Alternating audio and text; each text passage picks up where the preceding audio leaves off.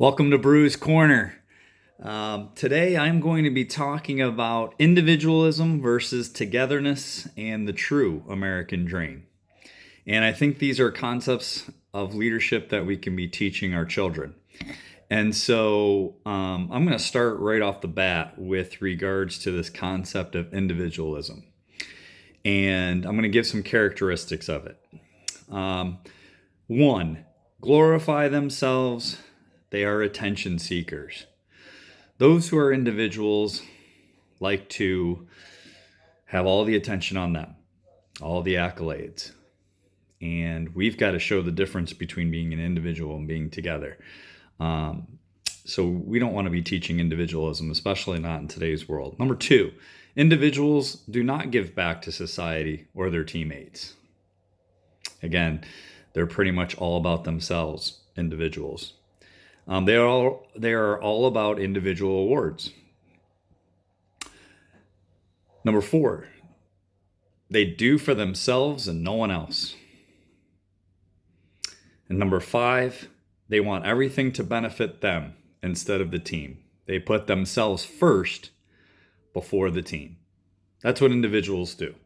Individuals will also pass blame, which we've talked about in my previous videos, pointing fingers. They don't know how to help. They don't know how to hold themselves accountable. And they don't know how to hold other people the right way accountable. And that's individualism. And we need to teach what that is to our kids and how not to be when you are part of a team or part of a business or part of a group. We don't want individuals. We want team players. We want togetherness. So what is togetherness? To me, it equals the American dream. Here are the characteristics. Those who demonstrate togetherness communicate and collaborate effectively. No one's left in the dark. Everyone knows their role. There are no favorites being played here when we are together. Two, they care about others first. They put the team first before themselves. That's what we want. That's what we need as coaches, as leaders, teachers, whatever that may be. Number three, team players or togetherness means making sacrifices for others to benefit others. Leaders, we need to make sacrifices for others to better them. Also, togetherness is giving back to society in some way, shape, or form. And number five, togetherness means we do not care about the accolades or the individual awards. We rather care about what those team awards look like. What has the team accomplished? Not those individual things. Third part of this Brew's Corner today is why I think we should be asking a question or two. We have these two questions. What do you stand for? And what do we stand for? I think you have to ask yourself, what do you stand for? And then if you're part of a group, team, and we're all part of a society, what do we stand for? And I've got 5 components of what we should stand for. 1, justice. I think what we're seeing today in today's world is an injustice. Police brutality. It's a systemic thing. It's a judicial system thing. I know a lot of people are saying it may be a racial thing, but look at the protests, white, black, brown, all coming together. Melting pot of America showing peaceful protest. Finally, they're becoming more and more peaceful. And it's about the police brutality, the judicial system. It's a systemic thing. Let's remember that, the justice part of it. 2, be able to work together. We should be able to stand for justice, being able to work together. No more of this partisanship. Being bipartisan, being able to collaborate, communicate together. Being faithful. We're seeing a lot of faith being demonstrated lately during these tough times with this pandemic and these some peaceful protests, but also unlawful protests. Doing what is right versus what is wrong, making the right choices. We need to still focus on, I go back to my first leadership presentation, you know what, we have to discipline ourselves. We as leaders need to discipline our followers. We got to step up. We're still not seeing prominent leaders coming forward. Once in a while lately we have, which in my next video I'll have on Brews on Fire, that a couple people are actually stepping forward and communicating to the people. But 1, justice. 2, being able to work together. 3, being faithful. 4, doing what is right or wrong, being disciplined. This is what we stand for. And number 5, caring for others. We do those 5 things. Exemplify justice, work together, be faithful, do what's right versus what's wrong, and care for others. That's what we stand for. And we need leadership to solidify those things. So, a lot of rough, tough, negative things happening in the world. And what should we be teaching our kids at this time during this pandemic and during these riots and protests? Well, I have personal experience in living in a different culture. When I was growing up in Buffalo, New York, at one time when I moved away from my parents' house, I lived in a community that was 90% Black American. I got to learn their culture.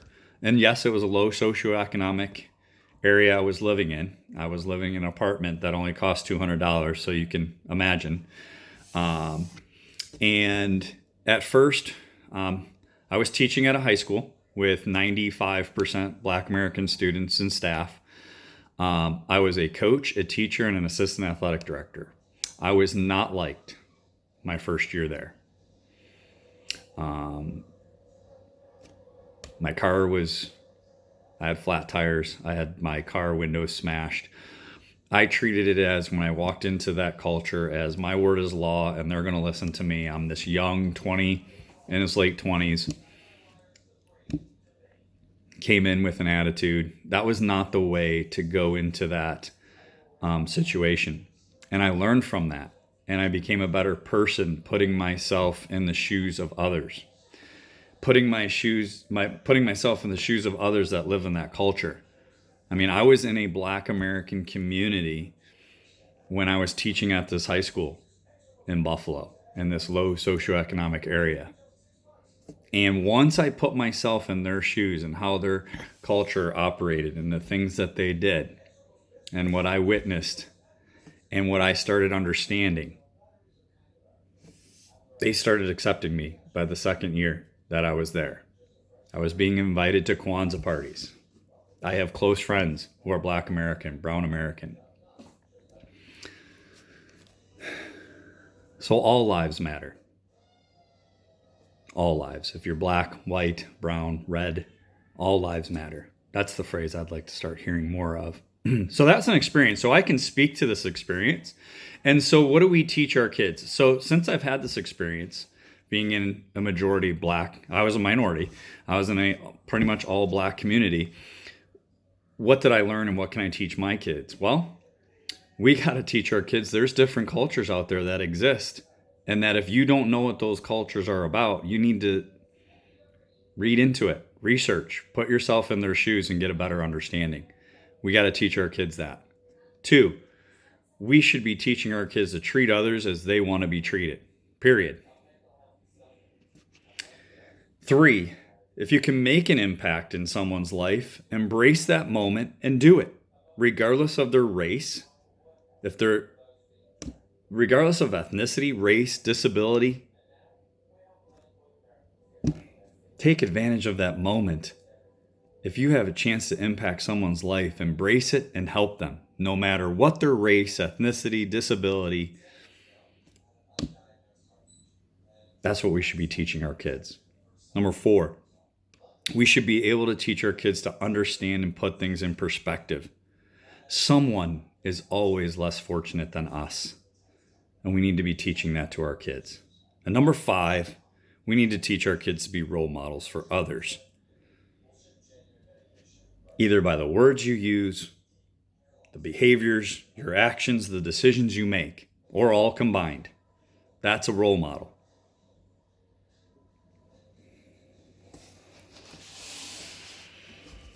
So I wanted to leave off with that last part of what we teach our kids.